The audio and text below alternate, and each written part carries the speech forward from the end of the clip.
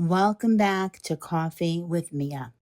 Grab your coffee or your favorite beverage because today we'll be talking about something that people have very strong opinions about family. To be more specific, that sentence that we've all heard at some point. But they're family. Okay, and now I know that sounds harsh, but just stay with me for a minute. Because somewhere along the way, we've decided that being related to someone gives them a lifetime membership card to your life. They can say things no one else can say, do things you wouldn't accept from a friend, cross boundaries you wouldn't let anyone else cross. And somehow, when you've had enough, someone says to you, but that's family. I know that's family. I didn't forget. But here's my question. When did being family make it okay for treating someone badly? Because I don't think it should be. And I'm not just talking about one argument.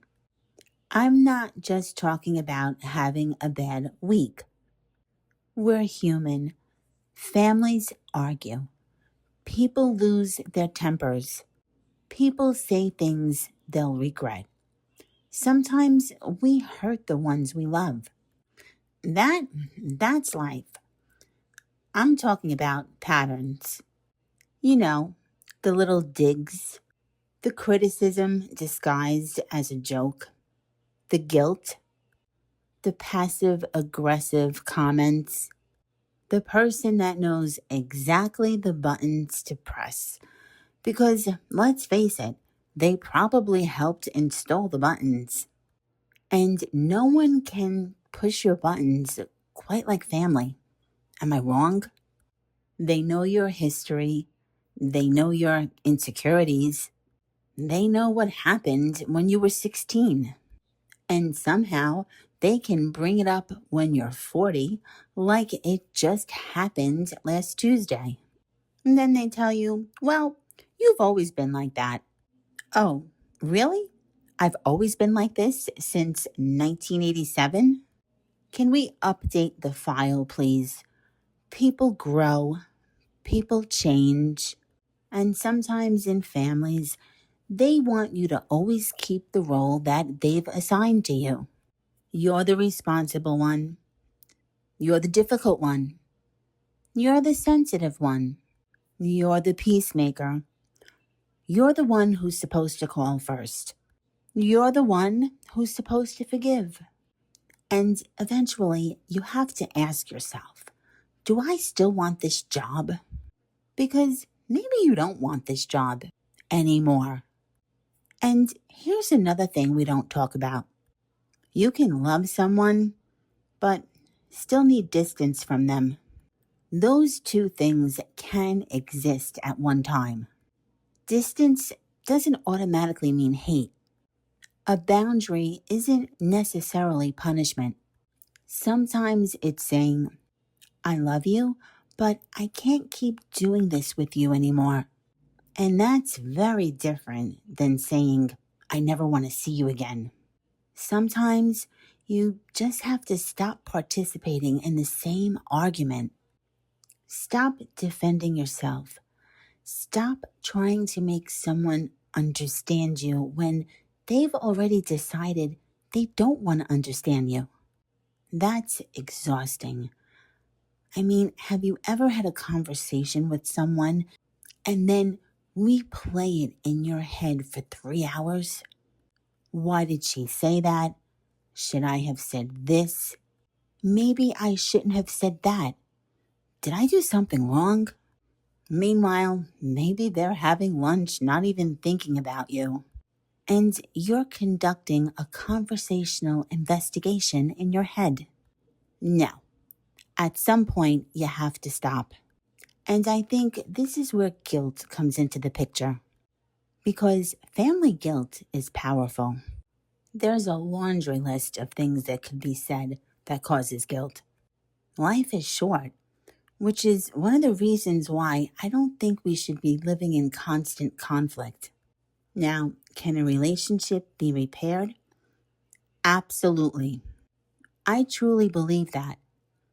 People change, people mature, families go through terrible periods and then come back together again. But here's the part that's left out. It takes two people. You can't repair a relationship by yourself. You can't communicate enough for two people. You can't apologize enough for two people. You can't forgive enough for two people. And you can't keep on accepting the same behavior and call that reconciliation. Because that's not reconciliation.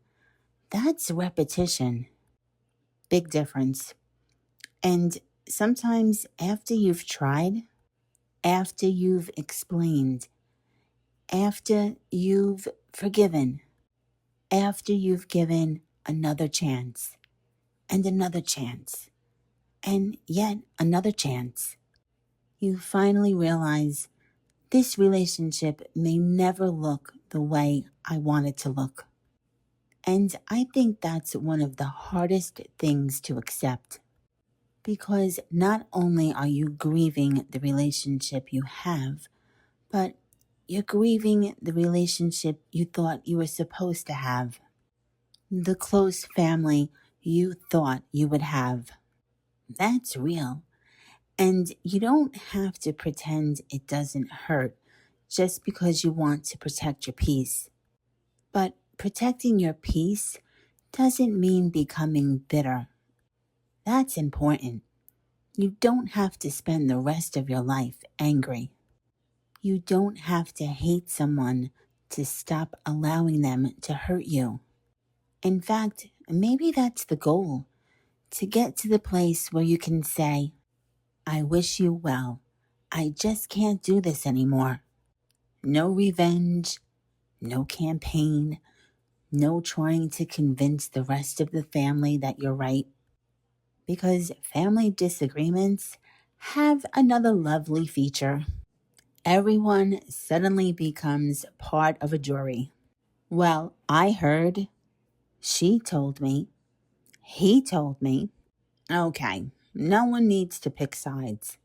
Sometimes two people cannot have a healthy relationship at the moment.